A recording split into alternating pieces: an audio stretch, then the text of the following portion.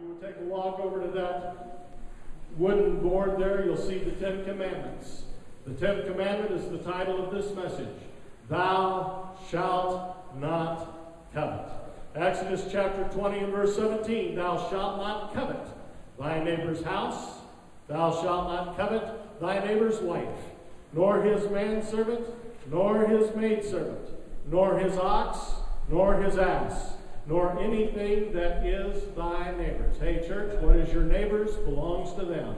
It doesn't belong to you. Deuteronomy chapter 5 and verse 21 echoes the same commandments later on. Neither shalt thou desire thy neighbor's wife, neither shalt thou covet thy neighbor's house, his field, his manservant, his maidservant, his ox or his ass, or anything that is thy neighbor's. If that wasn't enough in the Old Testament, Paul writes in Romans chapter 13 and verse 9 in the New Testament, for this, thus thou shalt not commit adultery, thou shalt not kill, thou shalt not steal, thou shalt not bear false witness, thou shalt not covet. If there be any other commandment, it is briefly comprehended in this saying, namely, thou shalt love thy neighbor as thyself. Paul is telling us in the New Testament book of Romans that those old commandments there are still for today. That's right. They're still for the New Testament age. Amen. Thou shalt not covet is not only the 10th commandment.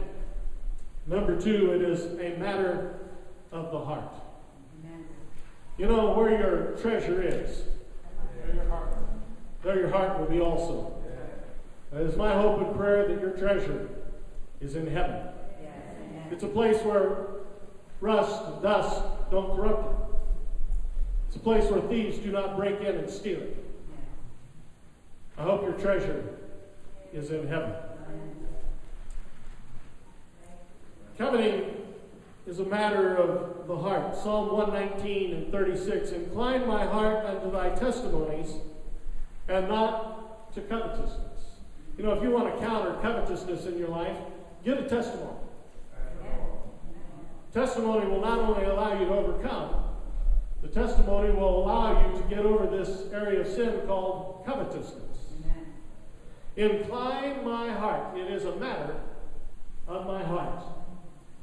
Now, there are things that I certainly enjoy in life, and my heart does enjoy those. I will tell you that I am on a personal strike against Keebler Corporation. I went on strike last week, so if I'm in a foul mood, it's because I'm an addict coming off of the... They raised the price of my cookies from $2 to $3.39, and I cannot afford that. Not in the quantity that I eat them. That's a fact today. Down to a pack a day, yes. And so I'm on a personal strike. However, I have found that Walmart has a brand that will get me through, kind of like a patch. But there are things in life that I enjoy. I enjoy a nice home, a new car. You know, last week I preached I had 6 televisions, and now I'm down to 3. That was a quick week. But, you know, the Lord is good, and He takes good care of us. I want my heart to be inclined not to the things that I desire in this world. I want my heart to be inclined to the testimony of God. Do you have a testimony this morning? Has God been good to you this morning? Let that testimony take preeminence over the covetousness that we might experience in our lives. We look at our neighbors and, man, they really got a nice deal there. They really got something there. Man, I wish I had that. Don't worry about that stuff. That stuff is meaningless. Yes. Truly meaningless. Not only in the life to come, it's even meaningless in this life.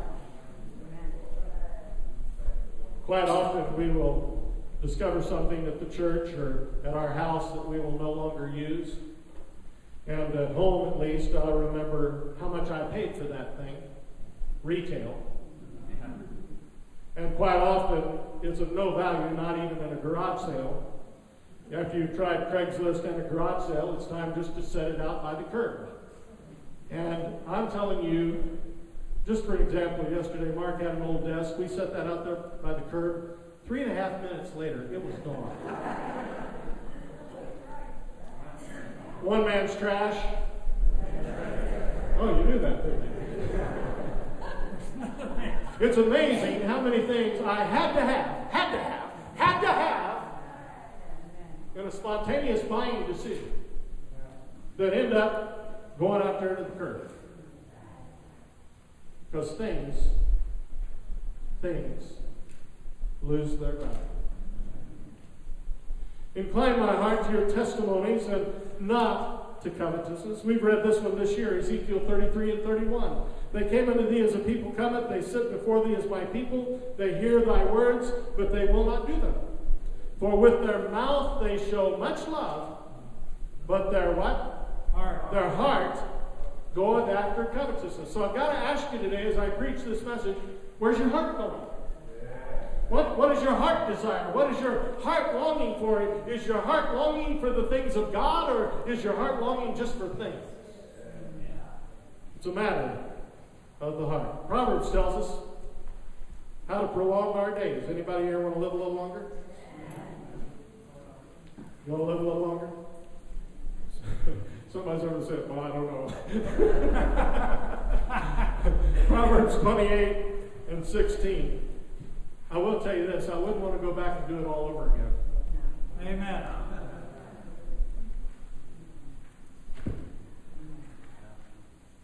I'm 51 years old. I'm at least halfway there. And the way I eat cookies, probably more than halfway there. Right?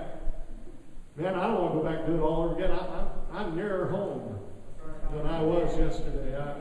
I'm getting one step closer, I'm one day closer to my eternal reward. Hallelujah.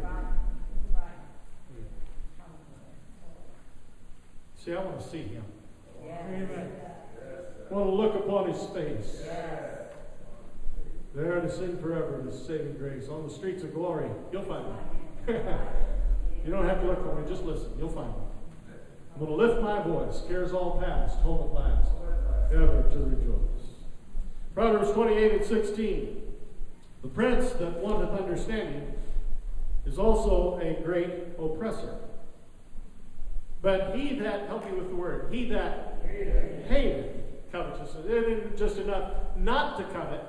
There is here a hatred of covetousness.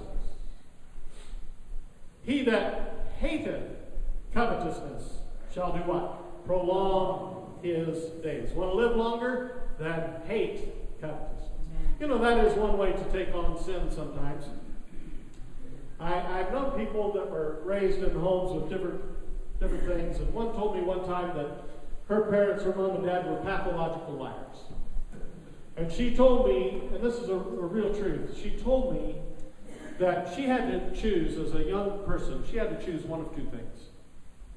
Either she was going to become like mom and dad and be a pathological liar herself, or she was going to hate lying to the point that she broke that bondage in her life.